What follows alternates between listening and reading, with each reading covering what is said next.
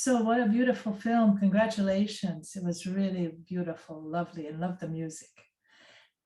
So I am very pleased to introduce to you today Ambassador Doma Tshering, the permanent representative of Bhutan to the United Nations since 2017. Ambassador Tshering is a career diplomat and joined the Bhutanese Foreign Service in 1991.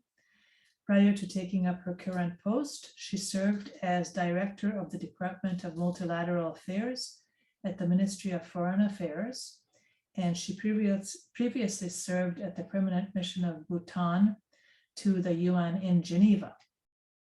Ambassador Tshering received her postgraduate degree in public administration and international relations from the ENA in Paris, and a BA in Political Science and Japan Studies from Macalester College in St. Paul, Minnesota.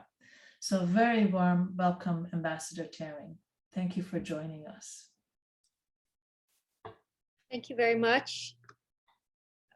First of all, I'd like to thank Ms. Ann Nicol, Executive Director of the UN Association of New York, for the very kind introduction, and also for the invitation to be part of this film event this evening, which showcases the documentary production from Bhutan called Buddhism, Bhutan and Me, supported by the organization BYkids.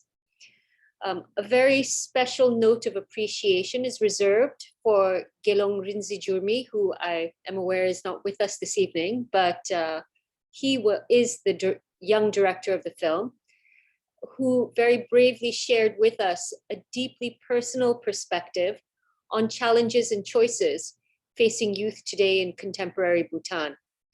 I'd also like to thank Ms. Cat Papadimitriou and Mr. Chris Rizzo, who generously served as Gelong Rinzin's professional mentors, for collaborating with him and enabling him to share his compelling story with a wider audience, particularly younger audiences in the United States and elsewhere. I believe that the film demonstrates to viewers that despite seemingly disparate backgrounds, histories, and cultures, regardless of the great distances that often divide us, there is a common humanity that binds us together, that reassures us that we share common challenges, as well as that very fundamental human aspiration for happiness. This reality is most powerfully articulated through the eyes and voices of youth. Bhutan is known for happiness, or as the country that pursues not gross domestic product, but gross national happiness, or GNH, as a policy tool and measure of national progress and development. Long before the discourse on sustainable development began to receive traction internationally, Bhutan recognized the importance of an ethical and compassionate, human-centered approach to development. We have, since the start of our planned development in 1961, pursued a trajectory that seeks to balance the promotion and protection of our natural surroundings, including rich biological diversity and natural resources, as well as promotion and preservation of culture and traditions on one hand, and the need for human and economic progress on the other, all bound together by good governance and service delivery to our people. Gross national happiness, as our king has often said, is development with values. We understand that the role of government is to create an enabling environment within which individuals may pursue their own happiness. We also understand that happiness does not come from material and monetary growth alone. That is why all government projects and national policies are subjected to a rigorous GNH policy screening tool prior to their finalization. Bhutan also uses the GNH Index as a multidimensional framework for development planning, which assesses not only the traditional economic measures of progress, but gauges psychological well-being, time use, cultural diversity and resilience, community vitality, ecological diversity and resilience. Bhutan has always been a strong voice for sustainable development and continues to advocate at the United Nations and elsewhere for human development in progress that is measured in terms beyond economic growth. This is evident in our national commitment and international leadership to safeguarding our natural environment. So since 1961, when we embarked on planned development, Bhutan has done remarkably well. But I think it's important to note that our development journey has not been without its challenges. We are a small country located in the Eastern Himalayas between two of the most populous emerging economies of the world. We have a very small population of only 750,000 people. Our economy is small and dependent on a narrow economic base dominated by hydroelectricity. And as a landlocked country with a fragile mountain ecosystem, we are highly susceptible to natural disasters. And already we feel the impacts of climate change and rising temperatures. However, Bhutan's strength lies in our country's selfless leadership. It lies in the solidarity of our people. It lies in our rich national identity and proud historical and cultural legacies. And it is vested in the promise and resilience of our youth. Today, as we look towards building back better and recovery from the COVID-19 pandemic, Bhutan's focus will be on creation of jobs, development of human capital, diversification, and innovation. We know that Bhutan must be able to innovate, emerge in recovery more resilient, relevant, agile, and ready to seize the opportunities of the 21st century. And in that journey, our youth, as rights holders, agents of change, but also as custodians of the future and of our past, will play a very important part. They must be empowered, be given space and a voice so that they can participate and contribute meaningfully as full members of society and also as members of the communities they live in. I'll leave you with those thoughts. Thank you. Thank you very much, Ambassador Tshering. It's a real honor to have you join us today and introducing us to your culture and your beautiful country. Thank you. Now I'm going to turn the proceedings over to Holly Carter. And Holly is the founder and executive director of BYkids. She began her career as a writer and editor at the New York Times and was nominated for a Pulitzer Prize. She produced an award-winning documentary on Margaret Sanger and co-founded North Carolina's Full Frame Festival. She produced the PBS series Media Matters and most recently was the executive director of the Global Film Initiative. So Holly, welcome and thank you for this lovely opportunity to see this film. Oh, huge thanks to you, Anne, and to Carlo. You should all know that Carlo is in Rome, way ahead of us. So thank you for being up so late. And a real honor to be with you, Ambassador, to help share this evening. A moment to reflect on what we've all been through as a world through the pandemic, and a moment for our brothers and sisters in the Ukraine. I am overwhelmed, truly overwhelmed with the lessons of Rinzin's story and the power of the culture of Bhutan to hold light and darkness, to hold what I think of as feminine and male energy in such a beautiful way, to prepare the youth for a future. It's just somehow, given the context of what we've all been through, it feels very potent to me. So very inspiring for what your culture has been able to capture, and so glad that we're able to share it with the world. There are many friends of BYkids on this wonderful event. There are a few people maybe that don't know about our work. This was the 13th film that BYkids has made.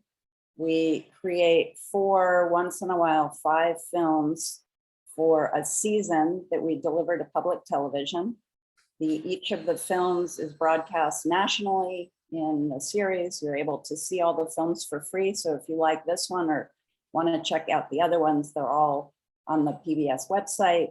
We work really hard to create educational material that go along with each of the films.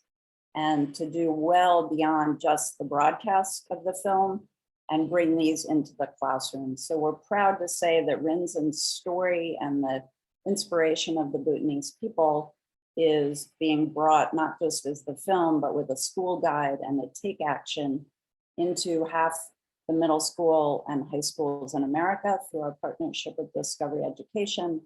The pandemic has made a lot of things difficult. I am thrilled that the power of Zoom, even with the gray boxes, allowed us to gather from many parts of the world tonight to celebrate this incredible film.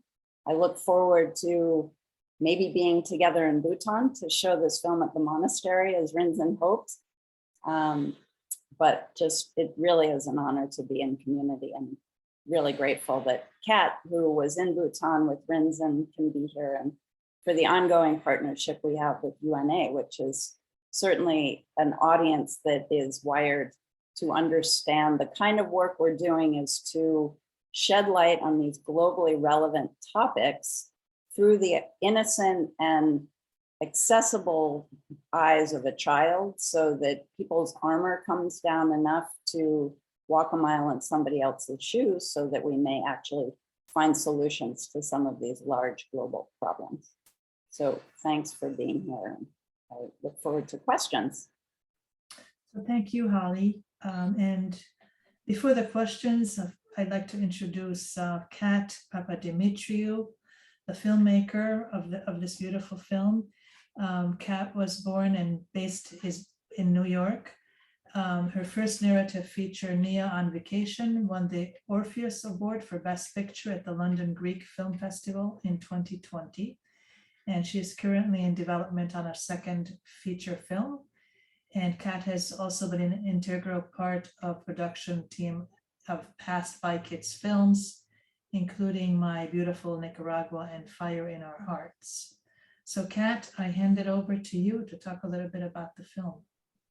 Well, thank you so much. And thank you for facilitating this, Anne and Carlo and Ambassador Tshering. Thank you for being here. It's really an honor. And Holly, thank you for these experiences that are making these BYkids films.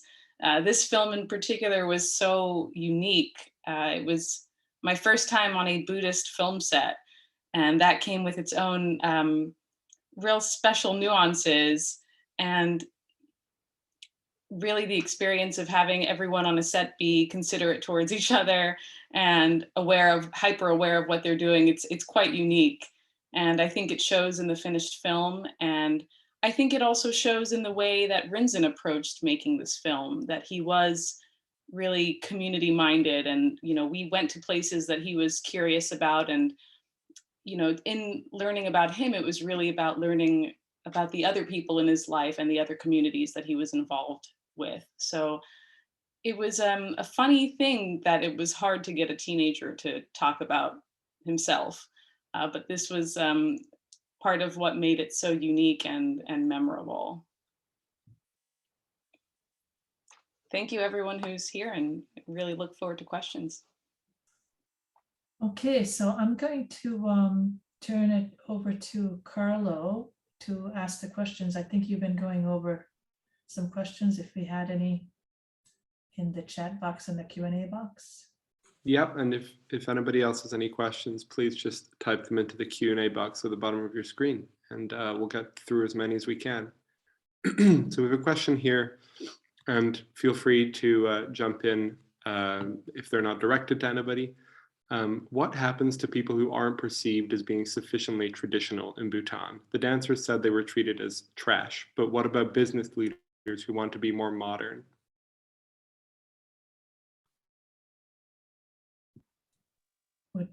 Who would like to take that on? Well, I suppose I can try to respond or react to that question.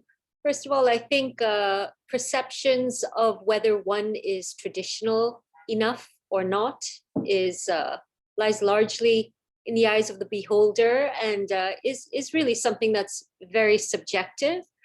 I think we all appreciate that culture as a concept and in practice in general is very dynamic and always fluid in nature. So one must expect that it would somehow undergo some degree of modifications and adjustment. But at its core, I think that culture, traditions, and values will all, in principles, and in their core and principles, will always remain constant and provide strength for from which countries and peoples can draw their identities going forward. Well, all their national identities. So I think it's something to be expected. But of course, as I explained, culture is one of the core pillars of Bhutan's identity, Bhutan's conceptualization of approach to development. And I don't think that in itself will change. And as far as business leaders who want to become modern, they would be absolutely embraced. We are moving towards the 21st century. As far as the government is concerned, society is concerned, we need to take a forward-looking approach. Of course, there are some values that we wouldn't want to compromise. For example, commercial interests should not be pursued at the cost of our environment, for example, or certain ethical choices, which we consider to be counterproductive or countering the beliefs of society. So those are some compromises we would not be willing to accept, but I think there's nothing wrong with modernity. And in fact, that is what contemporary society demands and would require for success in the 21st century. Thank you very much, Ambassador. There's a question for Cat here. What was most surprising about Bhutan? What was most surprising about Bhutan? I would have to say just how kind of culturally in sync Bhutan was with the States, for example. I mean, everyone on the film set, on the team, we watched the same shows, we listened to the same music.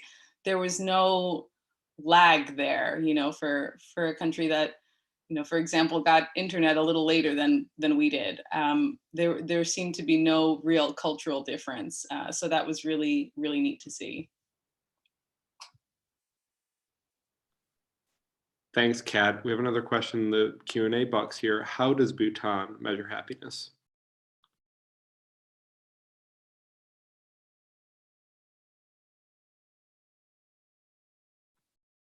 Perhaps a question for Can you hear? Is my mic on? Okay.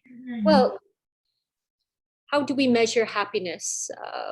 As I explained earlier, we do have a GNH, or Gross National Happiness Index, and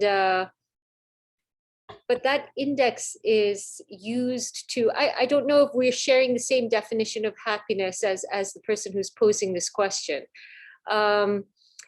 We're talking about happiness as a development philosophy, as a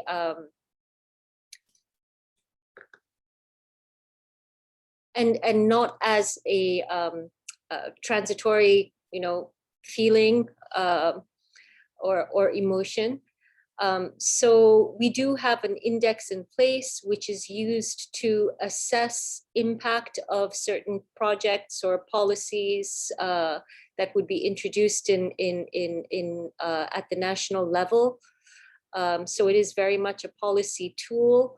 It is assessed against 9 domains and various indicators within it. I think some of the issues that are raised in the question, alcoholism and uterine cervical cancer, I think these are symptoms of well, that are present in all societies, and certainly they are not conditions or reflective of happiness, but these are very much conditions that could be treated in any society, either through medical or psychological care. And mental well-being is something that we very much recognize as a contributing factor to a person's well-being. And it is something that our healthcare system is committed to addressing as well. Thank you very much, Ambassador. Question for Holly here. How did you find Rinzin, and what is BYkids' process for finding young filmmakers? Thank you for that one. So generally, we find our topics by narrowing down a globally relevant topic, finding a country in which that topic is a surprise, then partnering with a nonprofit who can help us find a group of kids, and finding somebody like Cat who has the interest, proficiency, and time to go for a month to work with this kid. In this case, we started with the idea that globalization and social media was tearing perhaps at the fabric of all of our cultures and how we might think about that. And Bhutan, at least from what I learned, is the mythic Shangri-La and was the last place to get the internet and television, and might be an interesting place to investigate the effects of the internet. And voila, we worked hard to find a kid, and I don't think there could be, maybe he wasn't as talkative as we're used to, but he certainly was living a life that represented so much of what I think is so amazing about this film, is that duality, that he was young and he was interested in the outside world, but he was living this monastic, incredibly different life, right? It's very uncommon for kids this young, if at all anymore, to want to become a monk. So he's holding up on his shoulders a large tradition that goes back centuries. So that's how we found him. And we, at this point, are working on season 4. We're doing 4 films, all with the climate crisis angle. We're doing a film in Germany by a young German activist who's helping to sue the German government on behalf of the environment. We're doing a film in India about farming, industrial farming, hurting everybody, and seed health. We're doing a film in Kentucky by a young African-American boy who's taken up beekeeping as a way to monitor the environment's health and mental health. I think also, and then we're doing another one that Kat may be working on about recycling in Italy. And as of this morning, I think we're successfully going to do a Ukrainian refugee who is able to talk about our dependence on fossil fuel being a problem. But that is, we generally start with a big idea and we partner with a nonprofit. So thank you for that question. And Holly, are you doing these films at the same time? Right? Yes. All of them. Wow. No, Okay. Yeah. So I think the time is a little bit after 7. I gave it a little longer because we had the issue with in the beginning with the film. So do you want to say any parting words, or Kat, Ambassador Tshering, Holly? No? Just thank you. Okay. Huge thanks for gathering us, for all of you on this. I'm glad we can be together, and hopefully we can all meet in person soon. Well, I do. Well, I wanted to just take this opportunity to express my deep appreciation to the organizers, to UN Association of New York, and also to Holly, representing BYkids, again to Cat Papadimitriou and others that Rinzin had the great privilege and fortune to work with. I'd just really like to thank you for providing this platform and opportunity for Rinzin and his friends representing youth from Bhutan to reach out and share their stories. And I think it's extremely valuable because your platform BYkids really helps to promote intercultural, cross-cultural understanding. And as I mentioned, I truly do believe that yes, we all have differences, but we also have a lot of commonalities that we share amongst us, and that's what really makes us one human family and community. So thank you for the work that you do, and thank you for giving Bhutan the opportunity to be part of this project. A great pleasure. Thank you for all you do.